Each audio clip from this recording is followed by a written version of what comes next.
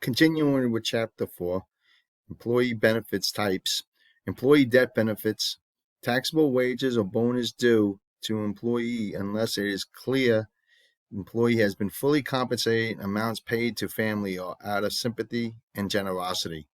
Dependent care, employer can provide up to $5,000 a year, excludable by employee if expenditure would have normally qualified for the dependent care credit. Cafeteria plans, employees can elect to take compensation in cash or have money set aside to pay for benefits. Employee selects cash, then amount is taxable. If employee selects statutory non-taxable fringe benefits, example health insurance, then the amounts are excludable. Qualified transportation fringe, example public transportation passes or free parking, up to $260 a month. Recreation and gym memberships, education assistance, limited to job-related education and training. Employee can exclude up to $5,250 for tuition, books, and fees for undergraduate or graduate classes. Meals and lodging, see the next two slides for additional explanation. So meals and lodging is not includable or furnished on employer's premises and for convenience of the employer. Lodging must be condition of employment. There must be substantial business reason for requiring employees' presence. So for convenience of employer, if you are working late or during the busy season, if you're doing taxes and they come in with meals, that is not going to be includable. Lodging, it depends. If you're doing travel and you know that there's going to be travel involved, the lodging is not going to be included, and it's got to be a substantial reason for requiring the employee's presence. So obviously, if you're working, there's a reason why that you are doing it, and it's not just they are sending you on a vacation. A fireman must live and stay close to the station during his or her shift due to the need to be close to necessary equipment and to respond quickly to emergencies. A hospital typically provides free or highly discounted meals to personnel since they need to be readily available in the event of a sudden medical event.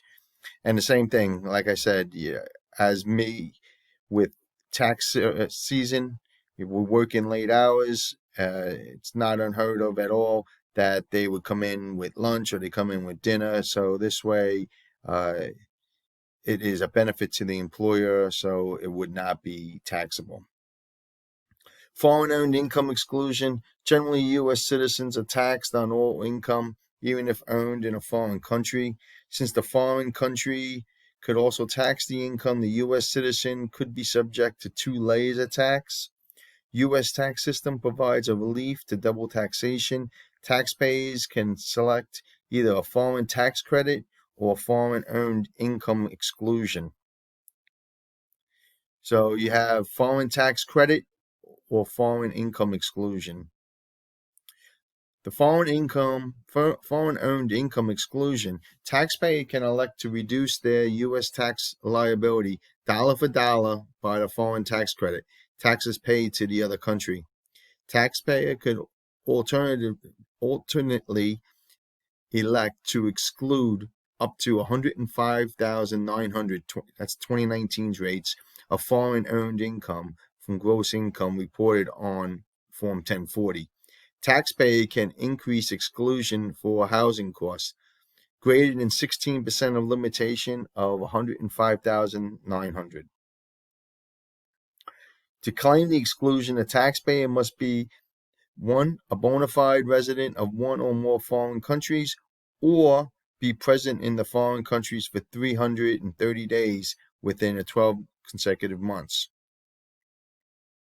Income from discharge of debt.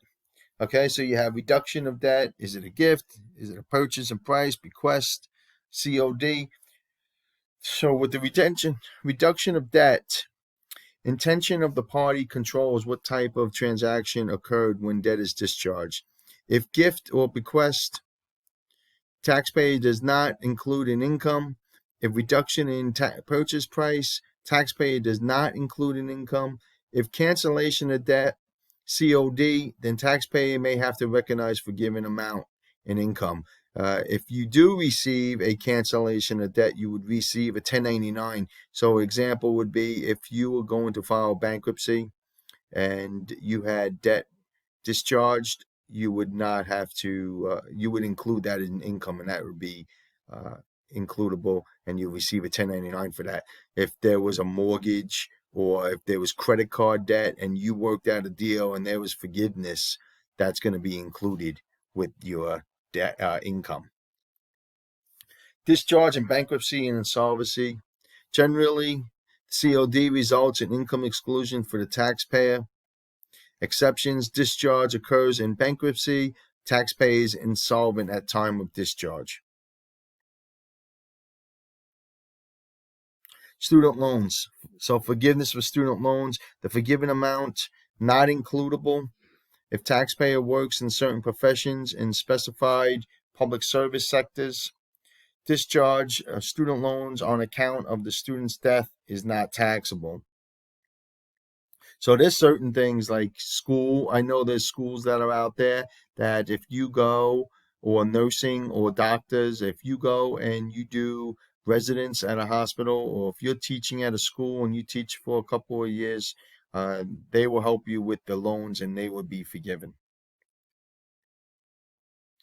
Tax plan considerations, employee benefit, fringe benefits, self-help income, and use of personally owned income. And that concludes Chapter 4. Thank you.